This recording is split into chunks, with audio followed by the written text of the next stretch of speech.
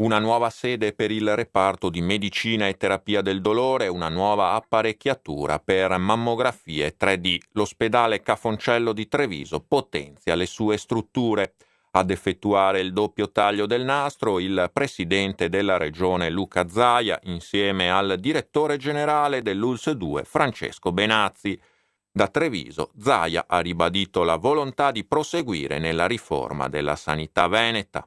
Funziona sì, lo dicono i dati nazionali, è la prima sanità d'Italia tra le prime al mondo. Oggi è anche l'occasione per presentare questi mammografi tridimensionali è un ulteriore passo avanti. Voglio anche ricordare che il 95% dei tumori al seno in Veneto vengono curati bene e danno un esito positivo.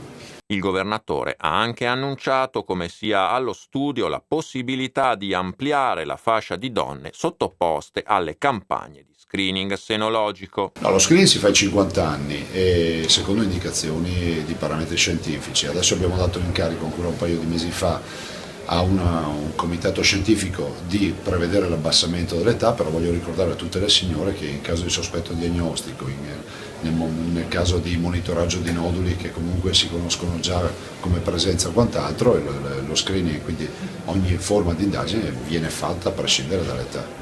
Le nuove strutture sono frutto di un ingente investimento per l'ULSS 2. Il centro della terapia del dolore, che è un centro all'avanguardia, riconosciuto e conosciuto a livello veneto. Abbiamo avuto l'onore di avere il presidente Zaia che lo ha inaugurato. Ringrazio veramente il primario e tutti i suoi collaboratori per l'ottimo lavoro che fanno e continueranno a fare nel nuovo centro. D'altra parte abbiamo il nuovo mammografo 3D per dire che Treviso resta eccellente anche con le tecnologie. Un investimento di 600.000 euro, insomma, nonostante le note anche ristrettezze di bilancio, insomma, che colpiscono in generale tutta la sanità, comunque si continua a investire. Il Veneto investe e continua a investire, sono 600.000 di lavori e tecnologie più altri 400.000 euro perché la terapia del dolore ha all'interno delle tecnologie avanzate tipo arco AC ed ecografi che insieme sommano altri 400.000 euro.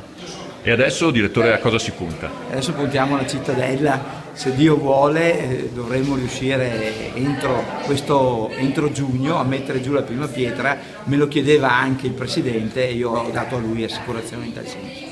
I nuovi locali del reparto di medicina e terapia del dolore, diretto dal dottor Marzio Bevilacqua, si estendono su una superficie di 300 metri quadrati. Con i lavori iniziati l'estate scorsa, l'edificio è stato completamente rimodernato. Sono stati ricavati un ampio ambulatorio chirurgico e 4 ambulatori, oltre a spazi per l'accettazione, la segreteria, sale di attesa, di osservazione per i pazienti in barella e locali per altri servizi. Noi siamo riusciti ad arrivare a questo risultato dopo anni di preparazione. Comunque trattiamo sia i pazienti oncologici che sofferenti di dolore cronico persistente e questa è forse una delle poche strutture del Veneto, anche di Triveneto, che ha un'equipe composta sia da anestesisti sia da un neurochirurgo, quindi riusciamo a offrire anche a pazienti molto diversi affetti da spasticità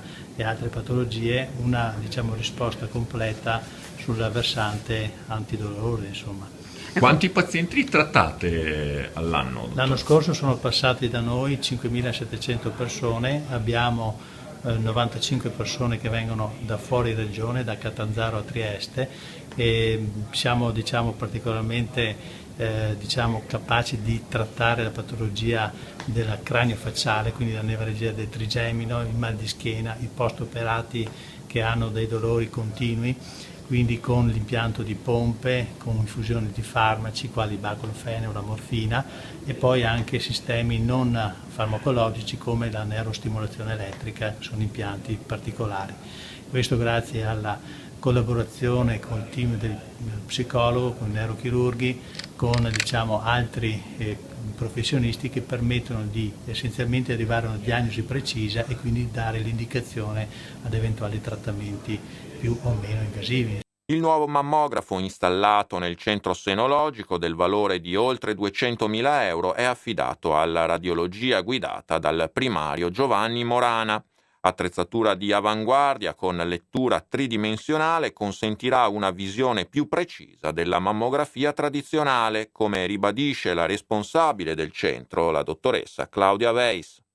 Perché finora con la mammografia bidimensionale, e noi si è sempre studiato comunque una struttura che ha una tridimensione, ci permette di superare quelle difficoltà che abbiamo di sovrapposizione di strutture che possono mascherare delle zone in cui io posso non vedere un tumore, come a volte possono anche creare dei dubbi al radiologo che poi richiedono anche altre indagini, sia mammografiche, altre proiezioni che l'ecografia. Con questa possibilità di scorrere, di entrare nella profondità del tessuto, noi abbiamo questa possibilità sia di riconoscere piccole lesioni che possono restare misconosciute sulla mammografia 2D e anche di risolvere dei dubbi che noi abbiamo a volte sulla mammografia 2D. In particolare i dubbi ci sono utili nell'ambito del programma di screening in cui noi al momento chiaramente continueremo a utilizzare la mammografia 2D perché deve essere fino in fondo validata come metodo in alternativa alla mammografia bidimensionale, e noi possiamo così studiare quei dubbi che noi a volte abbiamo.